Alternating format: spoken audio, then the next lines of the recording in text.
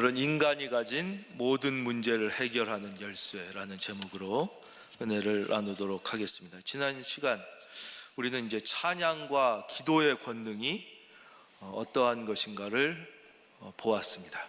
엘리오 모리코네라고 많은 분들이 아실 거예요. 그렇죠? 아주 영화 음악의 거장입니다. 영화 음악의 거의 신화 같은 존재이죠. 우리가 잘 아는 황야의 무법자, 석양의 무법자, 이거 다 이분이 한 거고요. 또 미션이라는 음악의 그 오보에 솔로, 그것도 너무너무 유명하죠.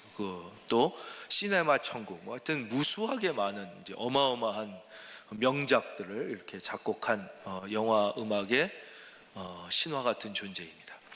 근데 이분이 2007년에 그러니까 만 79세가 되었을 때 드디어 이 아카데미 영화제에서 아카데미 공로상을 받게 됩니다. 이제 79세 연세가 많고 지금까지 기여한 공로가 크다, 그래서 공로상을 받게 됩니다. 2007년 이분이 만 79세의 나이로 공로상을 받으면서 그 수상 소감문을 이야기했는데 그것이 아주 인상적이었습니다. 이분은 이렇게 얘기했습니다. 저는 지금 도착점이 아닌 시작점에 서 있습니다. 이제 시작일 뿐입니다. 정말 이 79세의 공로상을 받게 된 엘리오 모리코네 이분은요, 그로부터 만 9년이 지난 2016년 만 86세의 나이로 드디어 아카데미에서 영화 음악상을 수상하게 됩니다. 그리고 그 후로도 수많은 명곡들을 만드시다가 얼마 전 세상을 떠나게 된 것이죠. 사랑하는 성도님, 지금 여러분이 삶의 어떤 스테이지에 와 있든 간에, 여러분의 삶의 어떤 위기에 있든 간에, 여러분 하나님이 함께 하시면 지금부터 시작인 것입니다. 절대 여러분 스스로 절망하지 말고 낙담하지 말고, 나이가 아무리 많아도 내 생각에 이제 모든 가능성이 막혀진 것 같아도 그것은 우리의 생각이지 하나님의 생각이 아니라는 것이죠.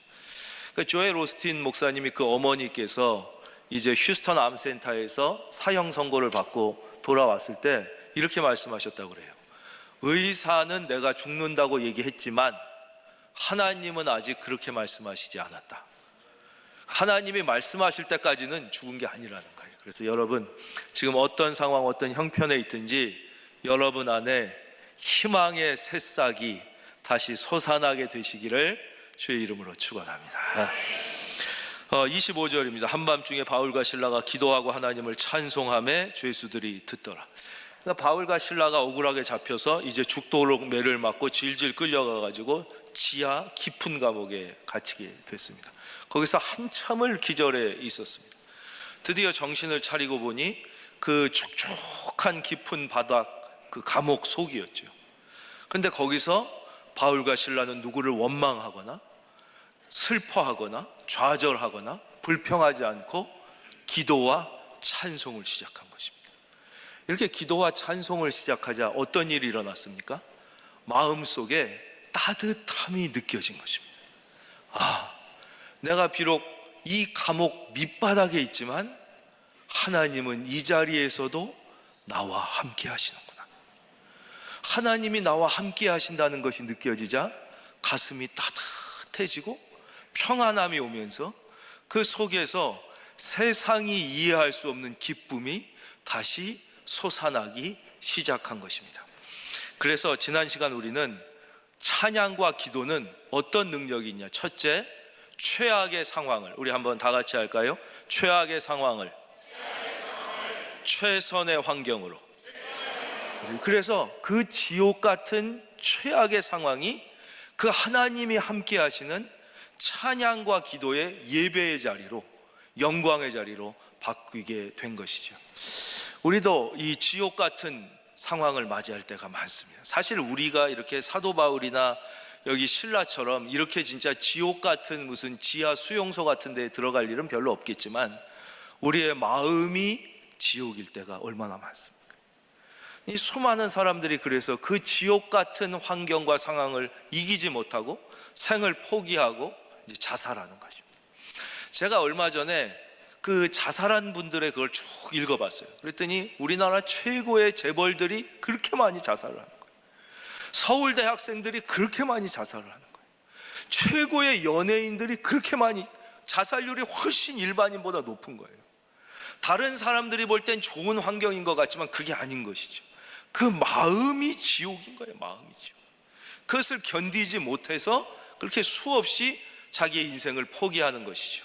여러분, 어떠한 지옥 같은 상황이라도요, 여러분이 그 자리에서 정신을 차렸을 때 다시 찬양하고 기도하여 그 지옥 같은 환경을 천국으로, 저는 여러분이 그렇게 살기를 바랍니다. 우리가 찬양과 기도하면 우리 마음에 하나님이 함께 하심이 경험되고, 하나님이 나를 버리지 않으셨음을 깨닫게 되고, 그 하나님의 사랑이 내 속에 있으면서 마음이 충만해지는 것이에요. 그러니까 믿음이 새로워지면 그 다음에 반드시 뭐가 생기느냐? 희망의 새싹이 솟아나는 거예요. 그래서 우리가 절망하는 이유는 왜냐하면 믿음이 없으니까 절망하는 거예요. 하나님을 믿어서 하나님의 눈으로 보면 인간은 절망할 수가 없거든요. 그런데 믿음이 없으니까 절망하게 돼요. 그럼 믿음은 찬송과 기도 속에서 다시 회복되고, 이 믿음이 생기면 그 다음에 따라오는 게 소망이 반드시 따라와요. 믿음이 있는 사람은 나이가 100세라도 소망을 가지고 살게 된단 말이에요. 소망과 희망이, 소망이 조금 더 좋은 표현인데 뭐 세상적으로는 거의 비슷하게 쓰니까 희망이라고 하겠습니다. 희망이 생겨요. 그래서 믿음으로 말미암은 희망이 있는 사람은 그 다음에 어떻게 되느냐? 사랑이 그 속에서 생겨나기 시작하는 거예요. 그래서 사랑하기 시작하죠. 여러분, 부부가 미워하면 어떻게 돼요? 지옥이 되잖아요. 부부가 사랑할 때 가정이 천국이 되는 거예요. 그러니까 아무리 돈이 많고 서울대학을 나오고 그랬어도 부부끼리 미워하는 사람은 지옥같이 사는 거예요. 그래서 못 견디고 싸우고 이혼하고 다 그러잖아요. 그러나 부부가 서로 사랑하게 될 때, 부모 자식이 그렇게 가까워도 서로 언제 지옥이에요? 미워하게 될 때는 지옥 같잖아요. 막 형제끼리도. 그러니까 처음에 찬양과 기도를 하면 우리 속에 믿음이 회복되고요, 믿음이 회복되면 어떠한 상황 속에서도 희망이 생기게 되고, 그럼 그 속에서 우리의 영혼의 미움이 사랑으로 바뀌게 되는 것입니다. 이렇게 찬송하고 기도하자 먼저 마음이 변화돼서 지옥 같은 상황이 천국같이 바뀌었을 뿐만 아니라 하나님의 기적이 임했습니다. 우리는 이것을 하늘의 능력을 가져왔다, 하나님의 능력을 다운로드했다, 지난 시간 이렇게 표현했는데요. 26절입니다. 이에 갑자기 큰 지진이 나서 옥토가 움직이고 문이 곧 다 열리며 모든 사람의 매인 것이 다 벗어진지라. 이것은 실제 그렇게 된 것이죠. 실제 모든 죄수의 매인 것이 다 풀어져서 자유와 해방을 얻게 됐다는 것입니다. 이 말씀은 동시에 이중적 의미를 갖게 되는데, 그것은 영적인 의미입니다. 즉, 하늘로부터 하나님의 권능이 임할 때에 이 땅의 모든 인생의 매인 것이 풀어지게 되는 역사가, 저는 여러분들이 오늘 이 예배를 통하여 여러분을 억누르고 있던 모든 것에서 자유함과 해방을 얻게 되기를 축원합니다. 하늘의 권능이 임할 때 우리는 삶의 참된 해방과 자유를 경험하게 되는 것이죠. 먼저 내적인 변화가 생기고 그 다음에 하늘의 권능이 경험되는 것입니다. 근데 이 하늘의 권능은 이렇게 오늘 본문에서처럼 보이는 기적으로 경험될 때도 있지만 반드시 그런 건 아니죠. 보이지 않는 기적으로 경험될 때가 더 많습니다. 그럼 하나님은 언제 보이는 기적을 쓰시고 언제 보이지 않는 기적을 쓰시냐? 그것은 하나님께서 가장 적절하게 하나님께서 필요에 따라 역사하시는 것이죠. 우리가 여기서 꼭 잊지 말아야 될 것은 하나님이 인생의 주인이시고 우리는 하나님의 종이라는 사실입니다. 그러니까 알라딘의 요술램프를 보면 알라딘이 주인이잖아요. 그래서 요술램프를 문지르면 거기에 막 엄청난 능력을 가진 요정이 나와서 뭐라 그래요? 주인님, 무엇을 원하십니까? 명령을 하십시오. 그럼 뭐 알라딘이 뭐 금을 뭐 얼만큼 갖고 와라, 그럼 이렇게 해주잖아요. 왜냐? 알라딘이 주인이고 그 램프의 요정은 종이란 말이에요. 그러나 우리의 인생은 그게 아니에요. 우리의 인생은 나를 지으신 이가 하나님이시. 나를 부르시고 나를 이 땅에 보내시고 나를 먼저 택해 구원해 주신 분이 하나님이에요. 그래서 인생의 주인, 역사의 주인은 하나님이고, 우리는 그 하나님을 섬기는 종이며 동시에 예수 그리스도의 한량없는 은혜로 자녀가 된 그런 은혜와 특권을 누리게 된 것이죠. 이것을 잊으면 안 돼요. 그러니까 내가 주인이라서 내가 판단하고 내가 결정하는 것이 아니라 하나님께서 내 인생의 주인이시므로 하나님이 나보다 나를 더 잘 아시고 하나님이 나보다 나를 더 사랑하심을 믿을 수 있기를 바랍니다. 그 믿음이 있으면 우리는 이제 하나님께 맡길 수 있는 것이죠. 그러니까 하나님께서는 가장 필요한 것으로 하나님의 권능, 성령의 권능, 예수의 권능을 이 땅에 나타내 보여주십니다. 이렇게 권능이 나타나서 이제 옥문이 열리고 모든 매인 것이 다 풀어지고 이렇게 되니까 거기 간수가 있었어요. 그 죄수들을 지키는 간수가 27절입니다. 간수가 자다가 깨어 옥문들이 열린 것을 보고 죄수들이 도망한 줄 생각하고 칼을 빼어 자결하려 하거든요. 그렇죠. 간수의 책임은 뭐냐? 이 죄수들을 잘 지키는 거예요. 근데 이 간수는 사실 워낙 옥문이 튼튼하고 중죄인들 착고에 다 채워 있고 그러니까 별 신경을 안 썼던 것 같아요. 그래서 그냥 편안히 마음을 놓고 잤지요. 그런데 이제 바울과 실라가 찬송하고 기도하는 소리가 들렸어요. 그렇지만 그것도 별로 신경을 안 쓴 거예요. 참 별 이상한 놈들도 다 있네. 저기 저렇게 갇히고 매맞고 뭐 좋다고 노래를 하냐. 그냥 이 정도로 생각하고 마음을 턱 놓고 자고 있었는데 갑자기 막 지진이 나고 막 옥토가 움직이고 옥문이 다 열려 깨보니까 옥문이 다 열린 거예요. 그러니 이게 당연히 죄수들이 이제 다 중죄인들이 도망가고 그걸 지킬 책임이 있는 자기는 이제 그 벌을 다 받게 되고 자기 생각하니까 끔찍함과 두려움이 그를 압도하는 것이에요. 그래가지고 자결하려고 칼을 빼서 하는 순간 28절입니다. 바울이 크게 소리질러 이르되 내 몸을 상하지 말라. 우리가 다 여기 있노라. 참 이거 뭔가 바뀐 것 같지 않습니까? 간수가 죄수에게 명령을 해야 되는데 지금 죄수가 간수에게 얘기하는 거예요. 내 몸을 상하지 말라. 우리가 다 여기 있노라. 간수가 너무 깜짝 놀라요. 이제 두려움과 염려와 감당할 수 없는 그 절망 가운데 죽으려고 했다가 웬 소리가 들으니까 29절 간수가 등불을 달라고 하며 뛰어들어가 무서워 떨며 바울과 실라 앞에 엎드리고, 이 장면을 상상해 보시면 죄수가 간수 앞에 엎드려야 되잖아요. 그렇잖아요. 근데 이게 뒤집어진 거예요. 성령의 역사가 일어나면 이런 놀라운 기적이 일어나는 거예요. 역전의 기적이 일어나. 이제 간수가 죄수들 앞에 가서 엎드려 가지고 막 살려달라고 그러는 거예요. 바울과 실라 앞에 엎드리고 그들을 데리고 나가 이르되 이제 아주 중요한 한 인생과 한 가족의 운명을 바꾸는 질문을 드디어 이 사람이 하게 됩니다. 선생들이여, 내가 어떻게 하여야 구원을 받으리까? 그랬어요. 이 질문은 이 간수가 자기 자신이 스스로 생각지도 못했던 질문이 여기서 터져 나온 것이죠. 그러니까 때로 우리는 인생을 살다가 엄청나게 어려운 문제에 부딪힐 때가 있어요. 내가 상상할 수 없는 어려움, 인간관계의 어려움, 가족의 어려움, 사업이 망하거나 직장, 내가 너무 젊음을 다해서 바쳤던 사업이 무너지거나 그 시험에서 완전히 떨어지거나 이럴 때가 있단 말이죠. 그런데 하나님께서 왜 우리에게 그런 어려움을 허락해 주시느냐 하는 거예요. 그것은 하나님께서 우리가 그 문제 때문에 좌절하거나 절망하거나 그 문제에 갇혀 있기를 원하셔서가 아니라 그 문제를 통하여 하나님을 만나기를 원하시는 거예요. 한번 따라할까요? 문제를 통하여 하나님을 만난다. 또 하나는 뭐예요? 그 문제를 통하여 하나님을 더 깊게 만나게 하시는 거예요. 신앙의 수준의 차원을 한 단계 더 도약하게 만드시는 거예요. 계속 그 자리, 우리가 찬송 부르잖아요. 왜 얕은 물가에만 머물러 있어요? 예수 믿고도. 저 깊은 신앙의 깊은 곳으로 들어가야 되는데 무서워서 못 들어가고 있을 때 깊은 바다로 들어가게 하는 게 왜냐?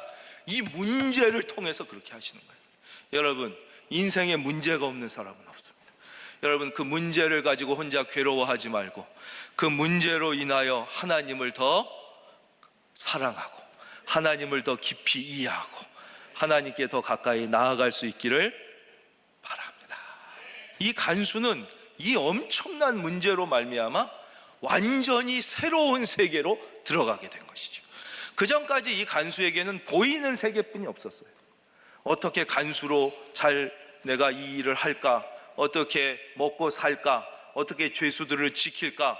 어떻게 애들 공부시 이런 생각뿐이 없었던 것이죠. 영적인 세계에 대해서는 전혀 영의 눈이 뜨이지 않던 이 사람이 자기도 상상하지 못했던 질문을 여기서 던지게 되는 것이죠. 내가 어떻게 하여야 구원을 받으리까? 그러니까 완전히 새로운 차원의 세계로 진입하게 되죠. 저는 이 시간에 여러분을 축복하고 계속 말씀을 진행하기를 원합니다. 여러분 지금 삶의 어떠한 상황에 있던 간에 혹시 어떠한 어려움에 있던 간에 여러분 이 예배를 통하여 찬송을 통하여 여러분이 인생의 더 높은 자리로 나아갈 수 있기를 예수의 이름으로 축원하노라. 이제 보이지 않는 세계로 진입하게 된 거예요. 이런 질문을 자기가 할 거를 이 사람은 상상도 못했을 거예요. 근데 그가 이 감당할 수 없는 사건 가운데 드디어 영적 질문을 합니다. 드디어 영의 눈이 뜨이고 하나님에 대하여 눈이 뜨이고 보이는 세계가 아니라 보이지 않는 세계에 대하여 관심을 갖게 된 것이에요. 그랬더니 이제 31절 성경 전체를 통하여 요한복음 3장 16절과 함께 가장 위대하고 가장 유명하고 가장 핵심이 되는 말씀이 드디어 여기에 등장하게 됩니다. 바로 요한복음 3장 16절과 함께 이 말씀이죠. 이르되 주 예수를 믿으라 그리하면 너와 내 집이 구원을 받으리라 하고, 이 말씀에 이제 이르되와 하고는 빼고 주 예수부터 받으리라까지를 우리 이 시간 이 자리에 함께 계신 분뿐만 아니라 우리 영상으로 예배드리시는 분도 다 함께 이 성경의 가장 핵심이 되는 진리 중에 진리, 핵심 중에 핵심인 이 말씀을 다 함께 시작하면 한 마음으로 읽겠습니다. 시작. 주 예수를 믿으라 그리하면 너와 내 집이 구원을 받으리라. 아멘. 바로 이 말씀은 인생과 인간의 모든 문제를 해결하는 유일한 열쇠입니다. 그러니까 우리가 이 말씀을 받아들임으로써 이제 드디어 믿음의 세계에 첫 발을 들이게 되는 것이에요. 주 예수를 믿는 것. 그러니까 막전엔 찐빵이라고 1997년에 나왔던 책이 있습니다. 그러니까 이 책을 지으신 분은 이만재라는 분인데, 우리는 보통 이렇게 생각하잖아요. 신앙서적은 성경을 깊이 공부했거나 아니면 영적인 체험이 많거나 뭐 예수님을 오래 믿고 하나님에 대해 잘 이런 사람이 신앙서적을 쓸 거라고 생각하지만 전혀 아니었어요. 이분은 이때가 예수 믿고 한 1년이 채 됐을까 말까 할 때 이 책을 썼는데, 이 책이 그 해뿐만 아니라 몇 년 동안 모든 기독교 서전 중에 최고의 베스트셀러가 되고 어마어마하게 많은 사람들이 이 책을 읽고 이제 구원을 받게 됩니다. 이분의 원래 직업은 광고인이었어요. 특별히 카피라이터예요. 그래서 아주 유명한 광고를 많이 만듭니다. 우리가 잘 아는 광고 중에는 새우깡 광고 있죠. 손이 가요 손이 가 새우깡에 손이 가요. 제가 좋아하는데 당뇨 때문에 못 먹습니다. 그 새우깡 이거 한 거예요. 또 신라면, 사나이 울리는 신라면 뭐 이런 거 있잖아요. 뭐 이런 것 말고도 수도 아주 유명한 분이었어요. 근데 이분이 윤형주 집사님, 그 당시엔 집사님이에요. 이분의 전도를 받고 이제 믿음의 세계로 들어가게 된 거예요. 그러면서 너무 자기가 생각지도 못했던 새로운 세계가 있다는 걸 깨닫게 된 것이죠. 그 중에 하나가 이거예요. 나이가 50이 넘은 남자가 술 없이 행복할 수 있다는 것을 비로소 깨달았다는 거예요. 이 사람 이렇게 얘기해요. 남자가 이제 50이 넘어서 젊음도 다 없어지고 이제 뭐 더 이상 무슨 새로운 희망과 뭐 이런 뭐 도전의 의지 뭐 이런 것도 거의 이제 뭐 은퇴할 때 되고 뭐 이럴 때 퇴근하고 소주 한 잔하고 맥주 한 잔 하는 기쁨 말고 무슨 인생에 특별한 기쁨이 있고 무슨 목적이 있고 뭐 있겠냐. 이제 늙을 일뿐이 안 남아. 근데 예수 믿는 사람들은 술 하나 안 마시고 너무너무 행복하게 얘기하고 기뻐한다는 걸 보고 남자가 과일만 먹고도 기쁠 수 있다는 사실을 깨달았다는 거예요. 뭐 그런 얘기가 써 있는 거예요, 쭉. 그리고 또 이제 우리 믿는 사람은 하나님께서 우리에게 일용할 양식을 주시기 때문에 늘 음식을 먹을 때는 꼭 기도하고 먹어야 됩니다. 이제 이런 걸 배운 거예요. 제가 말씀드렸지요. 왜 우리 그리스도인들은 모든 음식을 먹을 때 기도하고 먹는다고 말씀드렸지요? 그것은 우리가 더 이상 종과 노예가 아니라 하나님의 자녀가 돼서 누구의 식탁? 왕의 식탁, 영원한 왕의 식탁에 초청됐기 때문에 우리는 기뻐하고 감사함으로 꼭 기도를 드려야 된다는 거예요. 이분이 이걸 배운 다음에 그래도 바로 세상 친구가 없어진 게 아니라 만나잖아요. 그래갖고 이제 술자리에서 소주랑 삼겹살을 놓고 고민하는 거예요. 소주를 놓고 기도를 해야 되나 말아야 되나. 아주 실제적인 얘기가 거기 써 있어요. 이 소주를 놓고 기도해야 되나 마나 이제 고민이 생기는 거예요. 그래서 이제 그거를 찾아와서 묻는 거예요. 내가 이 친구들 만나 그러면 야, 너 인간 변했다 뭐 이런 소리 듣지만 그래도 술자리도 있고 또 갑자기 내가 예수 믿었다고 안 할 수도 없는데 그러면 그런 소주랑 맥주 뭐 이런 거 앞에서 기도해야 되냐 말아야 되냐 뭐 이런 거예요. 기도해야 하는 게 훨씬 더 좋은 겁니다. 예. 그건 뭐와 똑같냐면요, 어느 친구가 그 목사님한테 일렀다잖아요. 목사님, 얘는 교회 다니는 애가 담배 피워요 뭐 이랬다는 거 아니에요. 그러면 안 되잖아요. 아니, 당연히 안 되지. 교회 다니는 사람이 담배 피면 안 되지. 그랬더니 어떤 애가 이랬대요. 담배 피는 사람이 교회 나오는 건 괜찮습니까? 이렇게 물었다는 거예요. 아니, 당연하지. 담배 피는 게 아니라 어떤 죄인도 하나님 앞에 나오면 다 하나님이 기쁘게 받아주시지. 그러니까 질문을 바꾸면은 뭐 답이 나오는 거예요. 답이 나오는 거예요. 그렇죠? 그러니까 물론 끊는 게 좋겠지만 그 앞에서도 기도하기 시작하면서 이렇게 이제 바뀌어가는 거예요. 이런 아주 실제적인 자기의 초신자의 고민들을 거기다 쭉 써놨어요. 이게 어마어마하게 많이 팔리고 아주 많은 사람들이 이 책을 읽고 이제 드디어 믿음의 세계의 첫 발을 이렇게 해서 엄청나게 많은 사람이 예수 믿고 구원받게 된 것이죠. 우리는 이제 영적 전투를 하면서 사는 거예요. 예수를 믿는다는 것은 우리가 이 땅에 살지만 하나님의 자녀요 믿음의 군사로. 근데 여러분, 전쟁을 생각해 보십시오. 장군들만 싸워서 전쟁에는 절대 이길 수가 없는 거예요. 장군도 있지만 이등병, 일병, 상병, 병장이 전선의 프론트 라인에 서서 자기의 임무를 다 하는 거예요. 소총을 쏘고 수류탄을, 그러면서 전투에 이기고 전쟁에 이기는 거지, 장군만 있으면 전쟁을 이길 수가 없는 것이에요. 마찬가지예요. 교회 안에서도 다 믿음이 깊고 오래 믿고 다 성직자고 그 어마어마한 영적인 체험만 한 사람들이 있는 게 아니에요. 그렇죠?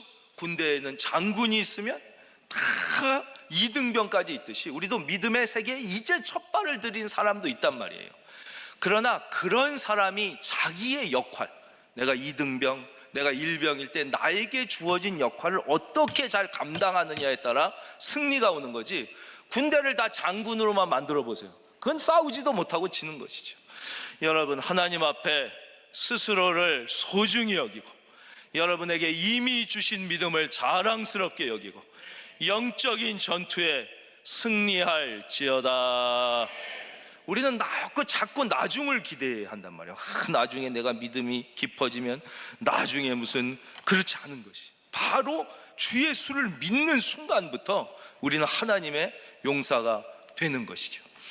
그래서 여기에 이제 답을 주잖아요. 주 예수를 믿으라. 그리하면 너와 내 집이 구원을 받으리라. 이것은 모든 인간과 인류와 인생의 문제의 유일한 해답이에요. 많은 부모님들 자녀 키우기 너무 힘드시지 않습니까? 여러분, 교육에 대한 해답이 어디에 있습니까? 바로 여기에 있는 것입니다.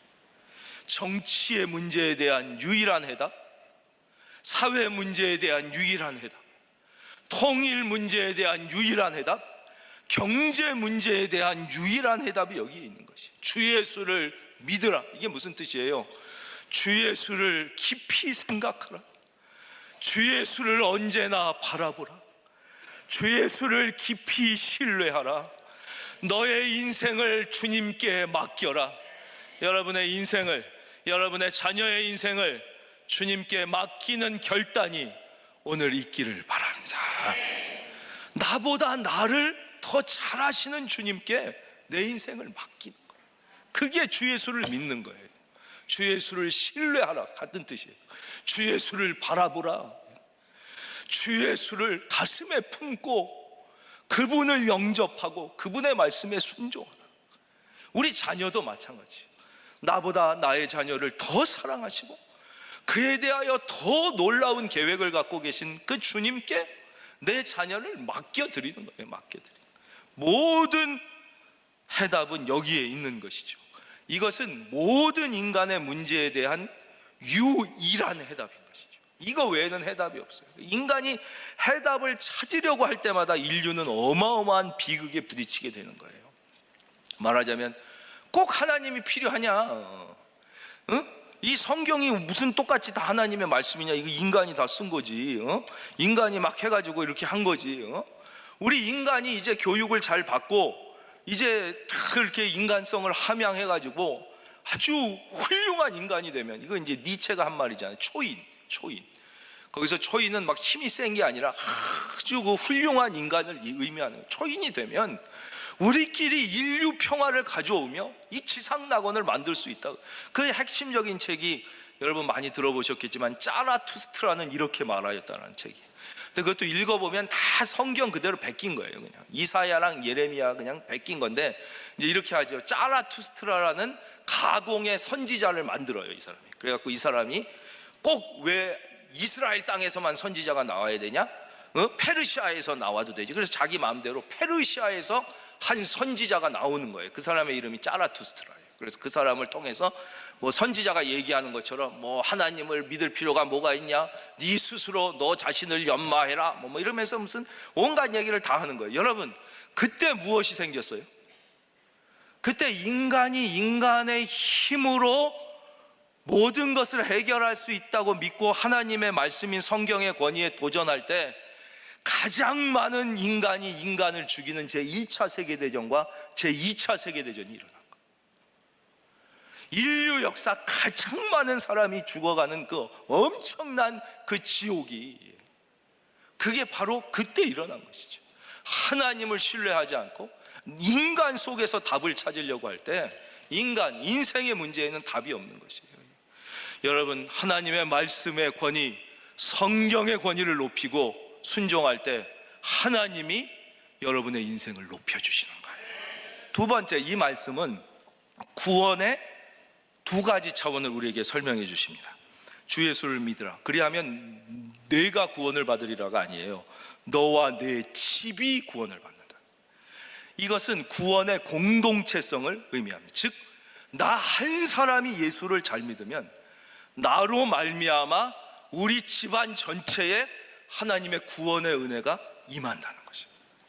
마찬가지로 나 하나가 예수님을 잘 믿고 구원받으면 그게 나 한 사람의 구원에 머무는 게 아니라 내가 속해 있는 공동체와 더 크게 내가 속해 있는 국가와 민족까지도 구원을 받을 수 있게 한다는 이 어마어마한 뜻이 여기에 담겨져 있어요. 이 처음 약속은 하나님이 언제 하셨냐면, 성경의 첫 번째 책이 뭔지 아시는 분? 다 아시는데 대답은 뭐예요? 창세기죠. 다 아시죠? 창세기에 보면 믿음의 조상이 나오잖아요. 그렇죠? 바로 아브라함이잖아요. 그 사람을 처음으로 하나님이 불러서 믿음의 조상을 삼으신 다음에 12장 3절에서 뭐라고 그러세요? 내가 너로 말미암아 모든 족속이 복을 얻게 될 것이다 그랬죠.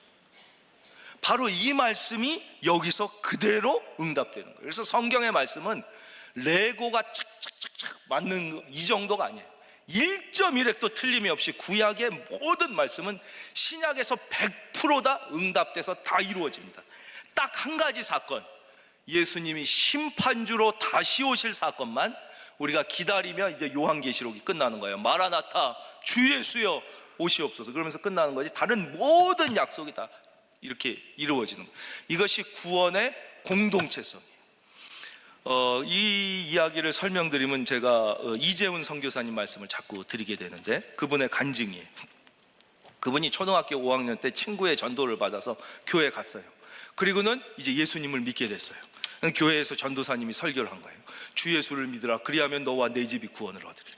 근데 엄마 아빠를 아무리 전도해도 안 되는 거예요. 엄마 아빠가 예수님을 안 믿는 거예요. 그래서 크게 낙심했다는 거예요. 그분이 우리 교회에서도 말씀하셨잖아요. 아니 분명히 성경에 주 예수를 믿으면 너와 내 집이 구원을 받는다고 그랬는데 우리 어머니는 아버지는 이렇게 예수님을 안 믿고 지옥 가면 어떡하나 그 생각을 하니까 너무 마음이 괴로워서 학교에 가도 그 생각뿐이 안 나더라는 거예요. 우리 엄마 아빠 지옥 가면. 그러면서 계속 왜 하나님이 분명히 그렇게 말씀하셨는데, 그러면서 자기가 생각했다는 거예요. 초등학교 5학년이 그렇다면 내가 진짜 예수를 믿는 게 아닐 수도 있겠구나.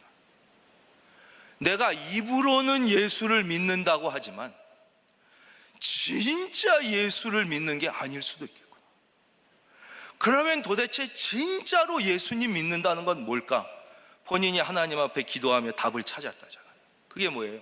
아, 진짜 예수님을 믿는다는 것은 이제 훈이가 그리스도인이 되는 것, 내가 나를 위해서 더 이상 살지 않고 내가 그리스도 예수님을 위해서 사는 게 진짜 예수님을 믿는 거구나. 자기가 그렇게 깨달았다는 거예요. 그래서 그때부터 하나님 앞에 기도드렸다고 그러죠. 하나님, 제가 이제부터 하나님을 위해 공부하고 하나님이 기뻐하시는 일을 위하여 살겠습니다. 그래서 자기가 초등학교 5, 6학년 때까지 공부를 잘 못했다고, 실제 성적표 안 띄워봐서 모르겠지만 그렇게 간증하셨어요. 근데 그때부터 공부해서 저 시골 깡촌에서, 그렇죠? 이제 명문 의대를 졸업하고 자기가 의사가 돼가지고 이제 기도하면서 하나님이 기뻐하시는 의사가 되겠다고 그래서 저 아프리카, 원래는 여기서 아주 어렵고 불쌍한 분들을 도우려고 그랬었는데 아예 아프리카에는 의료 혜택조차 못하고 죽어가는 사람들이 있다는 걸 알고 이제 그 자기 젊은 모든 인생을 들여서 이제 거기 가서 이렇게 하게 된 것이죠. 이것이 우리에게 아주 중요한 하나님의 메시지를 전해주는 거예요. 그러니까 우리가 청소를 한다. 그 마틴 루터 킹 목사님이 그 청소하는 청년에게 했던 말을 우린 다시 기억해야 돼. 막 불평하고 막 이러니까, 젊은이여, 자네는 어찌 자네가 지금 하고 있는 일이 하나님이 창조하신 지구의 한 모퉁이를 청결하게 하고 있다는 자부심을 가지고 그 일을 할 수는 없는가? 바로 이것이 그리스도인의 자부심이라는 거예요. 자부심. 내가 무슨 세상이 알아주는 일을 하고 세상적으로 더 인기가, 이런 거에 의미가 있는 게 아니라, 내가 어떤 일을 하더라도 그게 아무리 세상적으로 볼 때 아무것도 아닐 일이라 할지라도 내가 이 일을 하나님, 그래서 성경은 뭐라고 그랬어요? 모든 일을 할 때 사람에게 하듯 하지 말고 하나님께 하듯 하라 그랬죠. 내가 주님께서 맡긴 일을 감당한다, 이렇게 생각하고 하는 것이 바로 이 그리스도인의 거룩한 영적인 자부심인 것입니다. 그러니까 이것은 절대 교만이나 내가 엄청 대단하다 이런 뜻이 절대 아니에요. 그런 뜻이 절대 아니라, 내가 진짜 하나님을 위하여 믿음을 갖추고 살면 나같이 부족한 사람도 하나님의 은혜와 축복의 통로가 돼서 이 주변이 함께 복을 받고 내 가문이 축복의 가문이 될 수 있구나, 이 거룩한 자부심을 가지고 살라는 것이 오늘 이 본문을 통하여 하나님께서 우리에게 주시는 말씀입니다. 여러분 모두에게 믿음의 도약의, 믿음의 성장의 은혜와 이 거룩한 자부심, 결단의 은혜가 있기를 주님의 이름으로 축원합니다.